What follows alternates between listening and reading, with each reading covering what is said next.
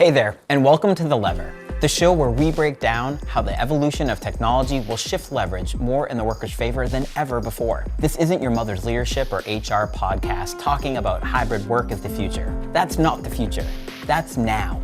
We're talking about how major innovations in AI, robotics, automation, and Web3 will fundamentally change the role of humans at work for the better. My team and I sought out 25 of the most intelligent minds in economics, investing, academia, and business to determine the driving forces behind this monumental shift. Throughout this show, we'll explore captivating topics like how much a human worker is worth, our ongoing pursuit for work's purpose, what the future of human performance measurement looks like, and how top-tier talent could have a baseball card-like representation in years to come. I'm your host, Drew Fortin. Let's get to it.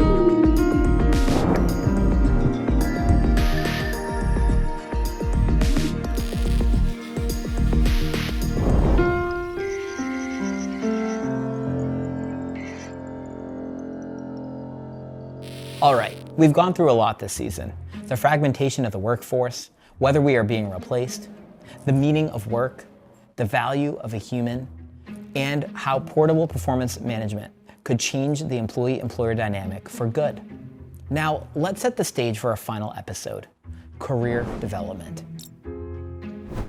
Traditionally, most career development services are subsidized by the employer, so the company is the primary beneficiary. Learning and development programs, management training, it doesn't matter what is offered.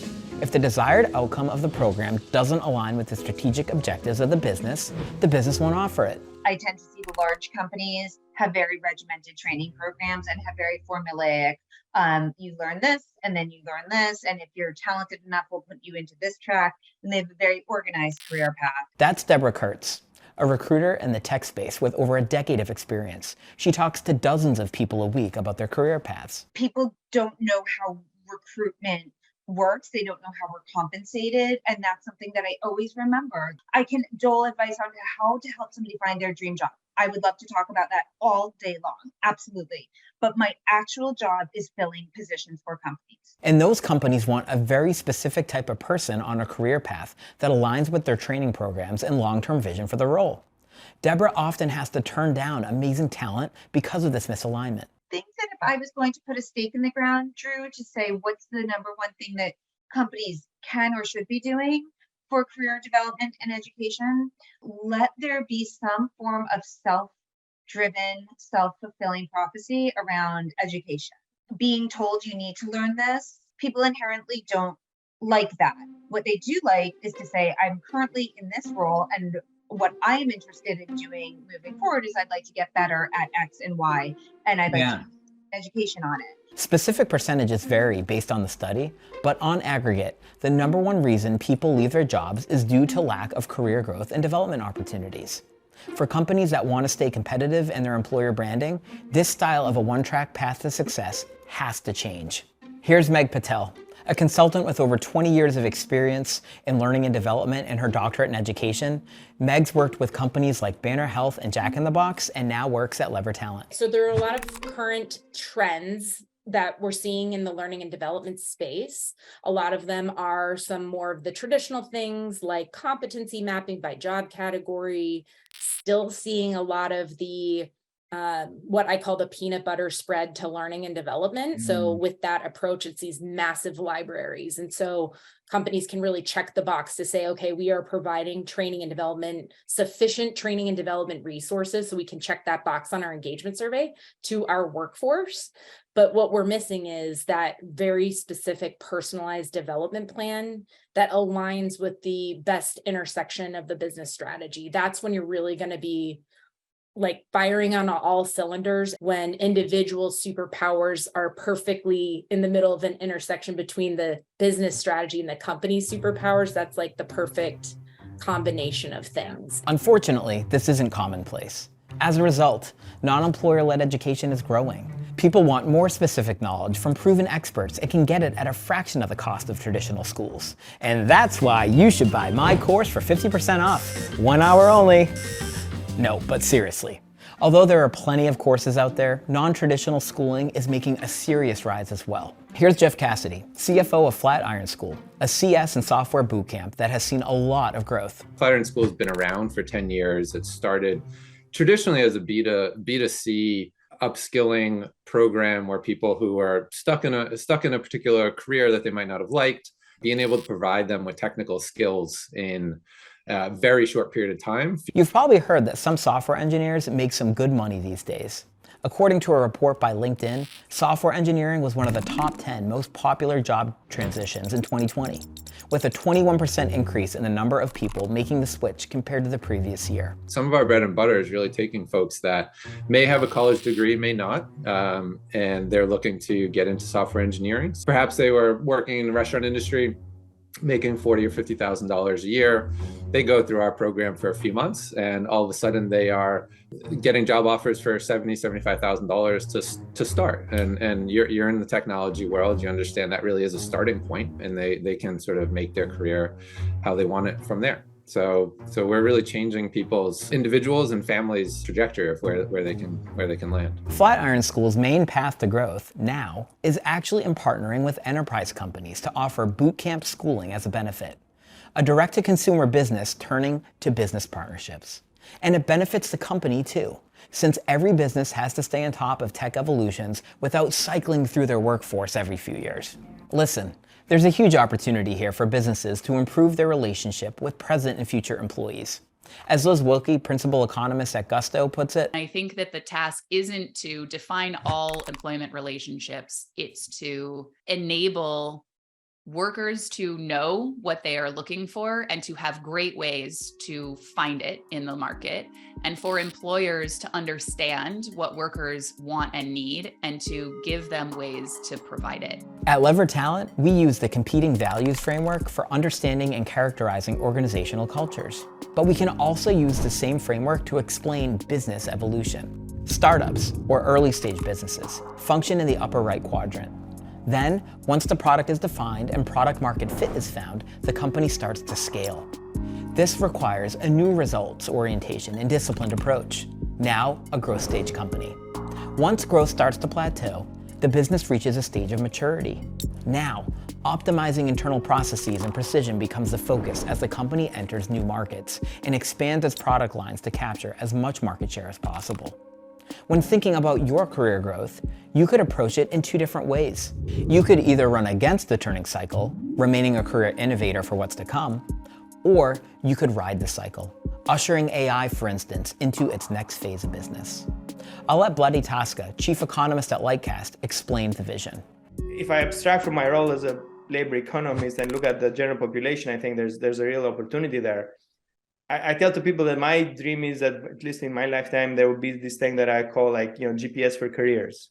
We will eventually be able to have something that say, hey, tell me how do I go here, right? And it will be able to tell you the different paths of how to go there, how to potentially achieve that career. Similar like when we say, if I want to go, from Westwood to the center, it tells us the different ways and what's a shorter one.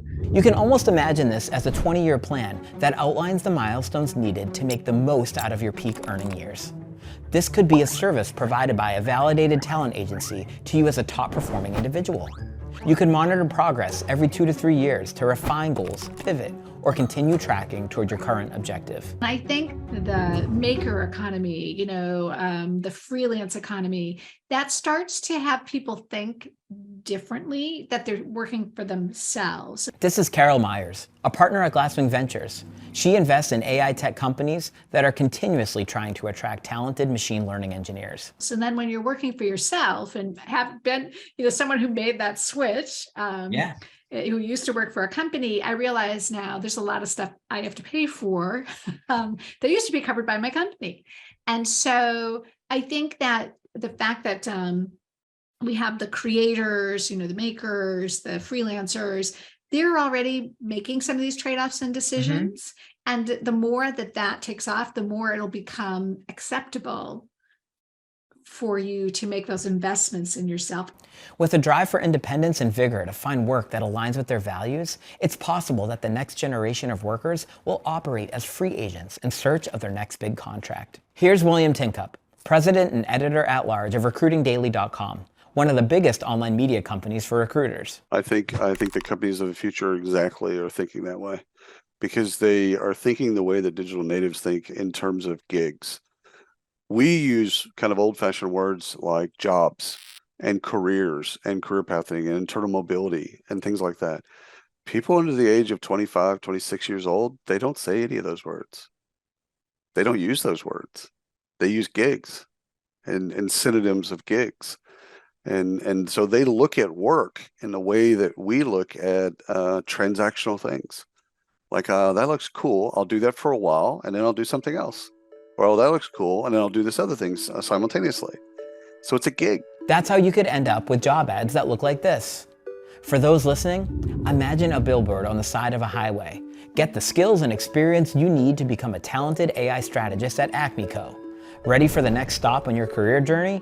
We're filling 2- and 4-year positions. Apply today. With validated performance data, a fragmented workforce, and more workers taking their career development into their own hands, it begs many questions about the state of at-will employment.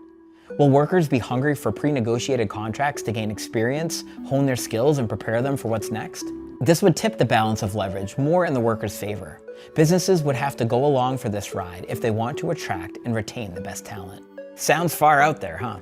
Well, technology is already being developed to cater to this hunger. I think we're at the start of seeing that shift into the hands of the employee, or at the very least, the employee begins to have more options.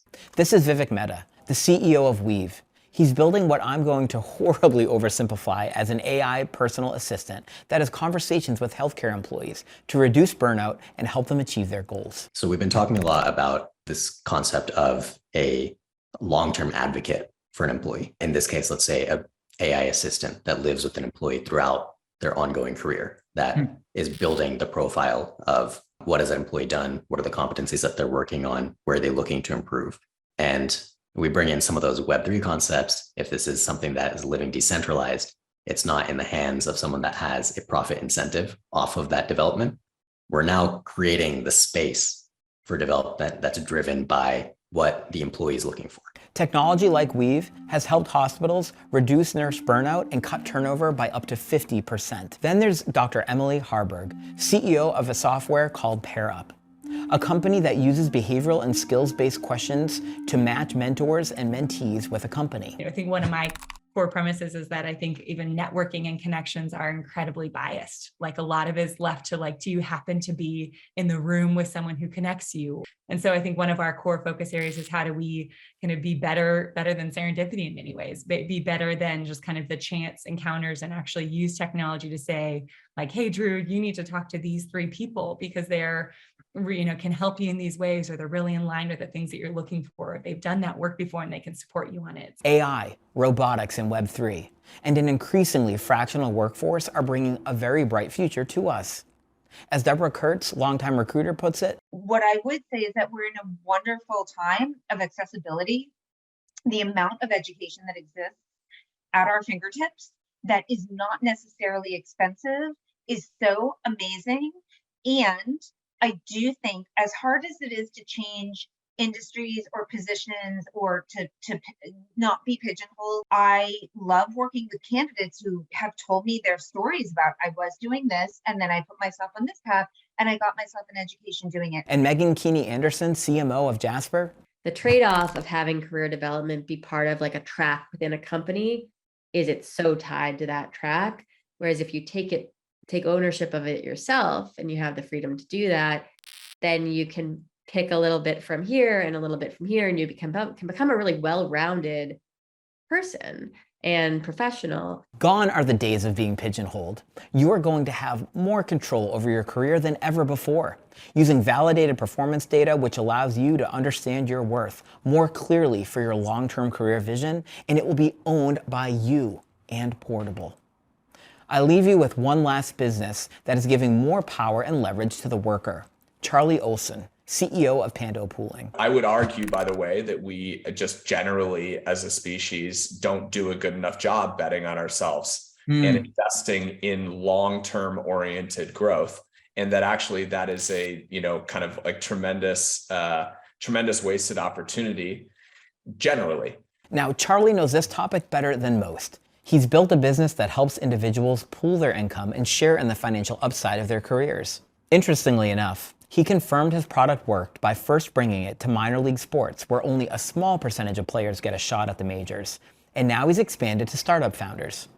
A big promotion, bonus, or stock payout, the group shares in the success. This is a community now with aligned financial incentives to care, to help you out, and to help encourage your odds of success. This is founders betting on founders, and their ability to generate value and build wealth over the course of their income pooling agreement, whether it is at the company that they are currently at or something yet to be dreamed. Our ability to generate future income is the most valuable asset we own. Pando pooling is just one of the ways that individuals are increasing their earning power. Everything we've talked about, portability, Web3 structures, a change in career development, and a shift in value towards human skills is leading to something big. The real career path shift at hand is being able to have complete and total awareness of what your player card is in the marketplace. You'll know where to go to make that kind of impact you want, and you'll know how to get there too. A true career GPS where you can add skills, experience, and knowledge to your career that gets you where you want to go in life.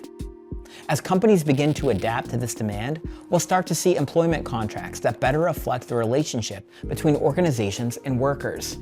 At-will employment could be traded for clearly outlined contracts and fractional work.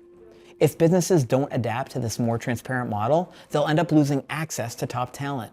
The balance is shifting. We're being empowered to take our careers into our own hands. I hope our time together has inspired you to think differently about your career, your business, and the positive impact you can have on the world. For as much as there is fear and concern, there's exponentially more to be excited about. It's certainly a bright future ahead. If you're a leader, you can actually get ahead of this macro social shift and ask your employees what the ideal next stop of their career is. It might not be at your company, and that's okay. I've made lifelong connections by helping my reports land their dream roles, even if it was outside of my company. Thanks so much for watching or listening to The Lever. You can see more expert commentaries, full interviews from our guest contributors, and more at levershow.com. Follow me wherever I'm speaking to you now. Feel free to reach out, and we look forward to continuing this conversation in Season 2. Stay tuned. And remember, with technology, our leverage is limitless. So let's embrace it and change the world.